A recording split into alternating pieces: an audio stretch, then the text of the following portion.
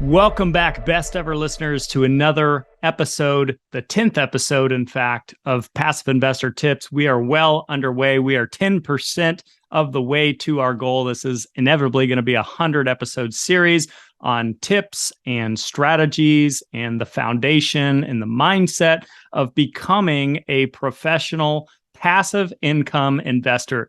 Today's episode is about building your way to the top. We're going to talk about the levels to financial independence.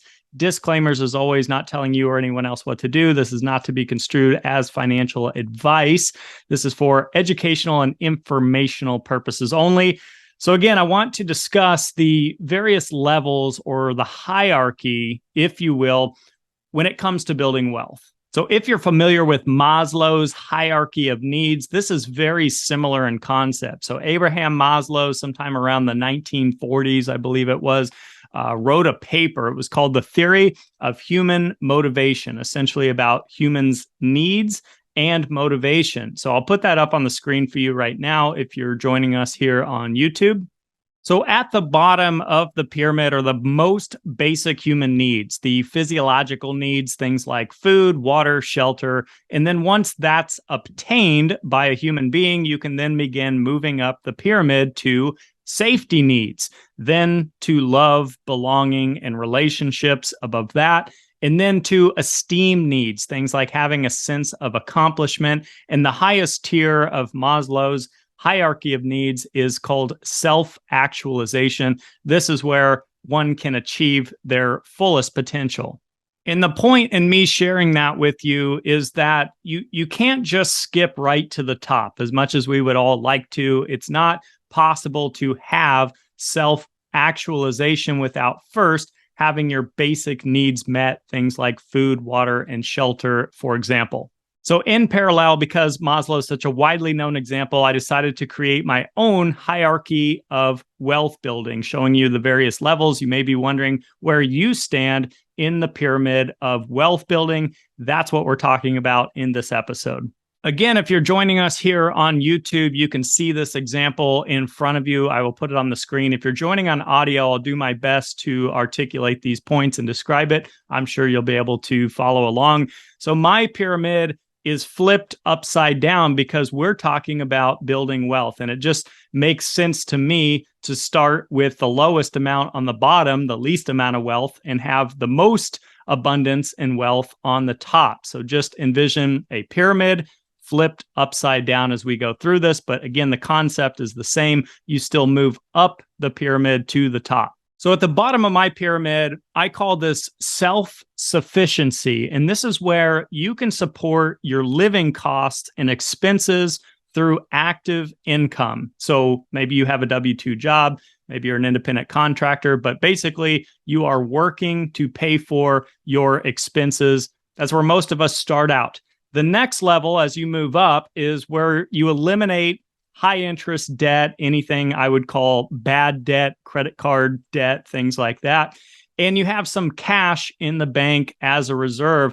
I call this level stability. As you continue moving up to the third tier, I call this level flexibility. And it's where you could potentially take, say, a year off of work. You could travel more. You have the ability to pivot careers. This might mean that you have some investments or some IRA accounts and adequate cash reserves in the bank, stuff like that. But ultimately, you're still working for money at this point. Your investments have not been able to generate enough income for you to quit your job. And that brings us to the next two highest tier I call financial independence. Other people use other terms, financial freedom, you do you. But to me, this is where you live off the income that your investments generate. We're going to talk about that more in a second.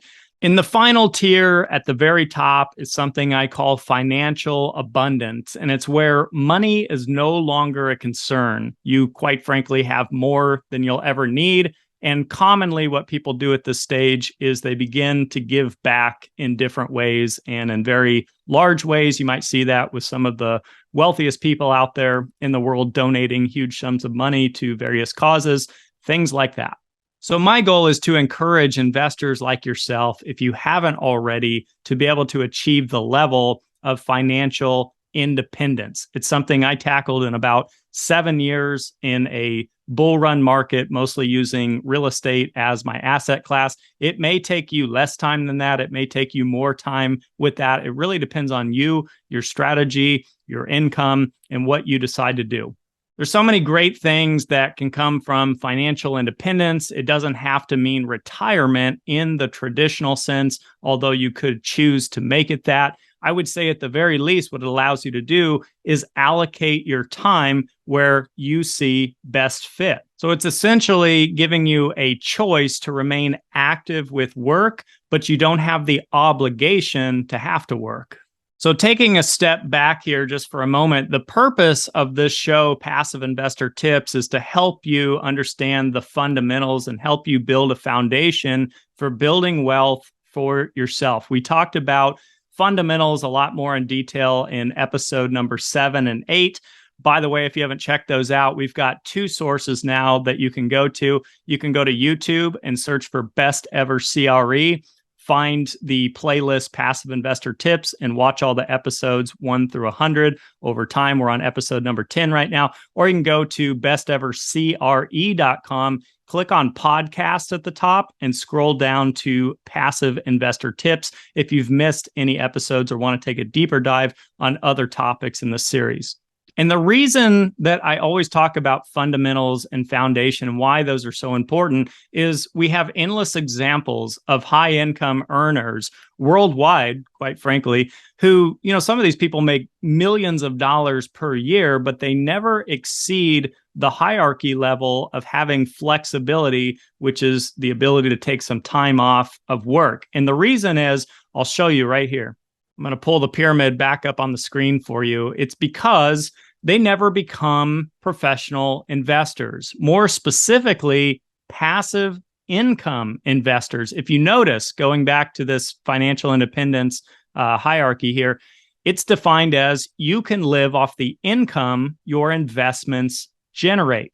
So if you don't make investments that are generating passive income, then you just never achieve that level. And that is one critical fundamental to understand.